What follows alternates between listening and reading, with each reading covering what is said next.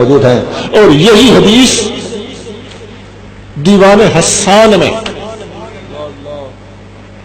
تھوڑے سے مختلف انداز میں بیان ہوئی ہے۔ وہاں یہ تشریح موجود ہے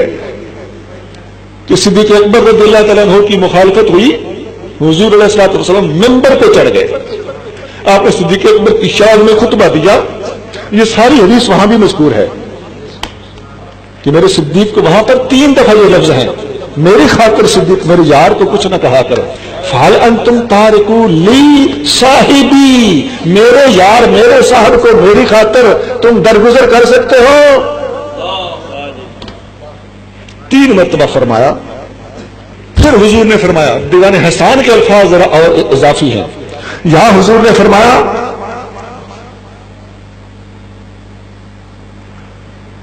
اے حسان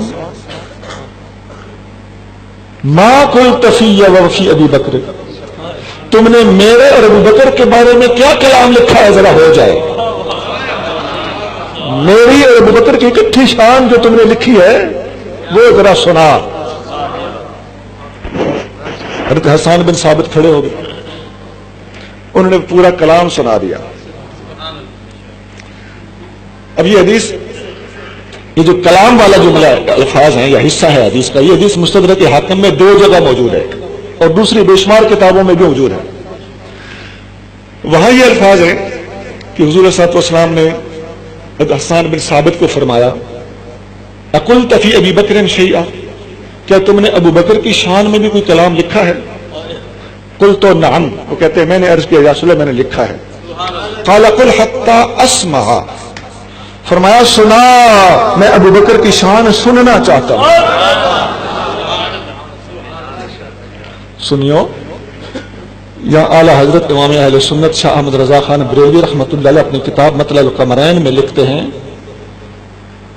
کہ صدیق اکبر کی منقبت کی فرمائش کرنا نبی پاک صلی اللہ علیہ وآلہ وسلم کی سنت ہے، اور یہ صدیق اکبر کی خصوصیت ہے۔ حضور علیہ الصلوۃ والسلام نے یا اپنی نعت کی فرمائش کی ہے یا صدیق اکبر کی منقبت کی فرمائش کی ہے، کسی اور کی منقبت کی فرمائش حضور نے نہیں کی، نہیں کی، نہیں کی۔ اب بتاؤ ہماری محفلوں میں کیا کرتے رہتے ہیں؟ کبھی کسی نے صدیق اکبر کی منقبت کی فرمائش کی ہے؟ صدیق اکبر کی منقبت کی فرمائش کرنا نبی کریم صلی اللہ علیہ وسلم کی سنت ہے، اور یہ محبت رسول کا تقاضا ہے۔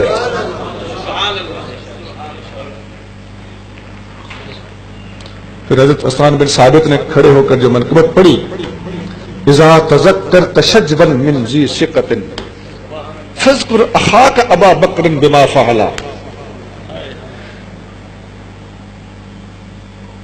جب مضبوط ترین اللہ کے پیاروں کا ذکر آئے تو ابو بکر کی بات ضرور کرنا، اس نے کیا کر کے دکھا دیا۔ فاذکر اخاک ابا بکر، اپنے بھائی ابو بکر کی بات ضرور کرنا، جب نیکوں کی بات چھڑے، ثقہ مضبوط لوگوں کی بات چھڑے تو اپنے بھائی ابو بکر کی بات ضرور کرنا، بما فعل، اس نے کیا کر کے دکھا دیا۔ ہاں جی، جب نیکوں کی بات چھڑے تو صدیق اکبر کی بات ضرور کرو گے نا۔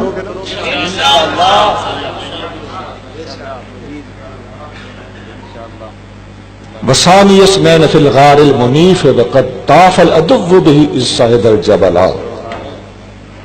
وہ 2 میں سے دوسرا ثانی اثنین قرآن کی آیت ہے نا، سورۃ توبہ کی آیت نمبر 40، 2 میں سے دوسرا جب وہ دونوں غار میں تھے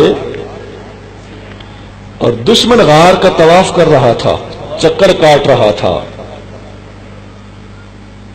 وَكَانَ حِبَّ رَسُولِ اللَّهِ قَدْ عَلِمُوا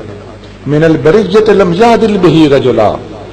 وہ رسول اللہ صلی اللہ علیہ وسلم کا محبوب تھا، دنیا جانتی ہے، قد علموا،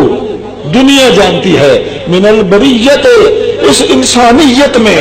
لم یعدل بہ رجلا، نبیوں کے بعد اس کی برابری کرنے والا کوئی نہ تھا، نبیوں کے بعد اس انسانیت میں، من البریت، یہ لفظ بریت حضور صلی اللہ علیہ وسلم کا اس میں گرامی ہے خیر البریہ، پوری انسانیت میں سے افضل، اور یہاں نبیوں میں سے، نبیوں کے بعد پوری انسانیت میں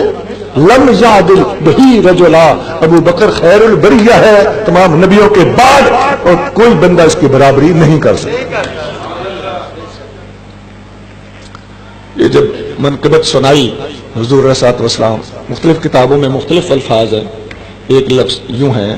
کہ فتبسم رسول اللہ صلی اللہ علیہ وآلہ وسلم، حضور علیہ الصلوۃ والسلام مسکرائے اور فرمایا حسان تو نے سچ کہا، ابو بکر واقعی اسی شان کا مالک ہے۔